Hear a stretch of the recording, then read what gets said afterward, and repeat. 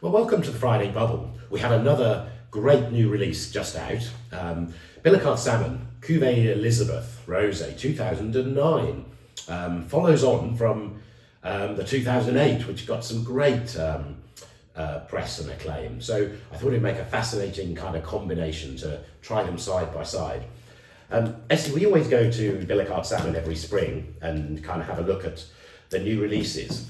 And earlier this year, we didn't see this one, did we? So this is... Yeah, we focused on something else this time, but it's actually the very first time that I'm going to taste it today, so it's very exciting to me because, you know, the Elisabeth Salmon is my favorite cuvée in the Billecart range. Okay. So I'm a big fan, and I really loved the elegance of the 08, so I have really high expectations.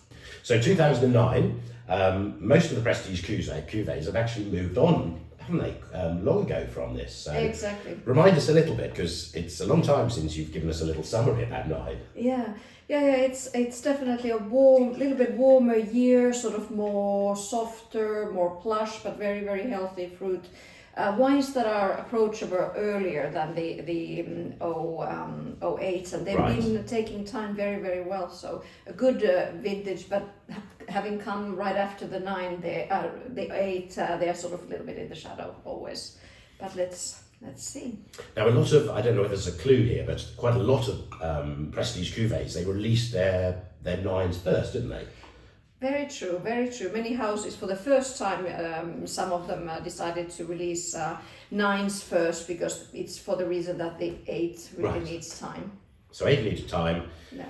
Fascinating. Billecart have decided that they were happy with the order that they were just coming in. Now let's have a... Let's first nose. Wow.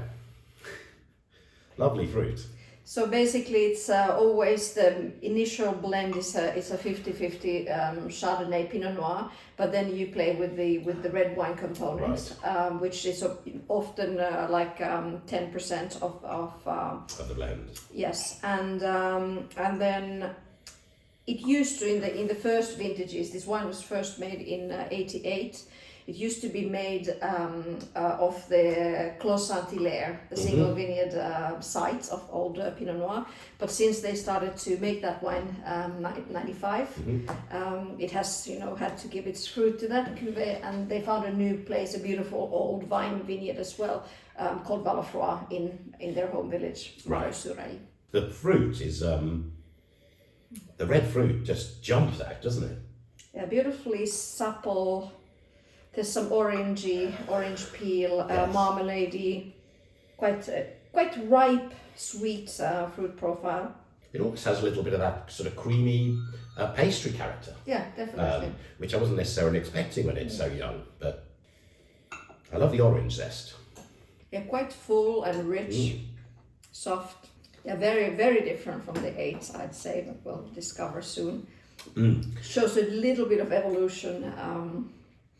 Starts to develop also this sort of more aged fruit character, like dried apricots type of flavors. Now that's interesting, because this was disgorged July 21, so actually 18 months ago. Oh, right. Which might explain, it's not just recent disgorgement. There's a little bit of that, I think, dried fruit character starting to come through on this. Yeah. And that's actually perhaps explains why I got a little bit of the pastry. Yeah, exactly. Because post-disgorgement, it's starting to show some beautiful evolution. Very delicious. And as I said, this is my favorite Billecart cuvée, and it's the one of the trilogy of the vintages that normally they don't use any oak for. Right. So for the 2008, they used for the first time ever.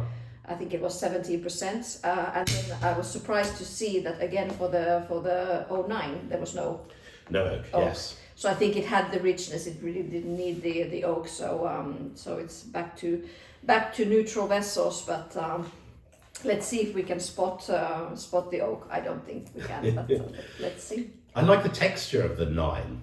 And maybe that's why it doesn't have oak, because there is richness in it, isn't there? Absolutely. But this is quite curious to see the color of the wine, because the color is more younger in the 08. it's more peachy. There's more evolution in the color of the 9. Yeah, more depth and a little bit more like orangey tone. And it's interesting because the disgorgement of the 08 is actually not that much before the 9. So January 21, the 08 was disgorged, and you gave me a little clue there that it's a bit different on the aromatics. Wow. It is very elegant.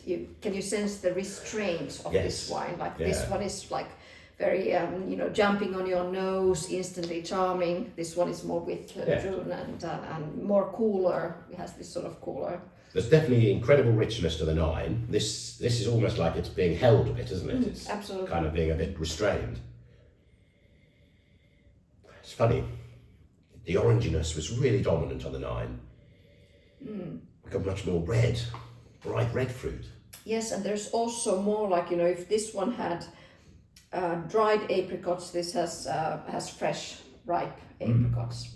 Delicious fruit. Now, is it because you told me a bit had been barrel aged, or there is a spice, isn't there? There's a little bit of that spiciness. Probably, yeah, it could come from that. It's hard to tell, but it certainly doesn't have an obvious taste of oak, not at all. Wow. Well, they are, I'm pleased to see, completely different. A beautiful acid line, big length, very fine. It is gorgeous. Now, interestingly, the dosage is the same. I suspect it's because the 8's got much more fresh acidity. Yeah.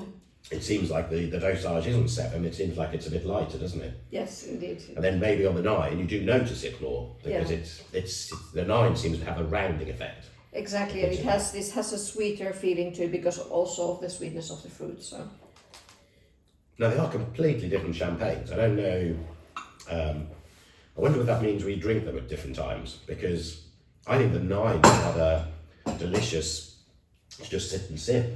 Yeah. I feel the 8's perhaps deserves to be with food and more gastronomic. It's a bit more winey, isn't it? Yeah. Yeah, I think so too. That you want to put something super fine and delicate to the 08 definitely, and this one has more body and gravitas to handle a bit richer fruits as well. Well, where are we going today, Essi? Pick of the... Well, I can't help. I already said that, even before this one, that 8 is my favorite vintage of the Cuvée Elisabeth, but it's still there. It's stunning, isn't it? I love that way it is very young and being held back. So the journey, I think, is going to be really interesting. I think the 9's giving us a little bit of its journey already, which is quite nice if you want to enjoy it. So if you have them both in your cellar, drink the 9 first. Absolutely. Yeah. I think come back to this 8. Yeah, this is aging very, very slowly, so it can keep for a really long time. Brilliant. So we're toasting with the 8. Cheers. Thank you, Essi. And happy Friday, everybody.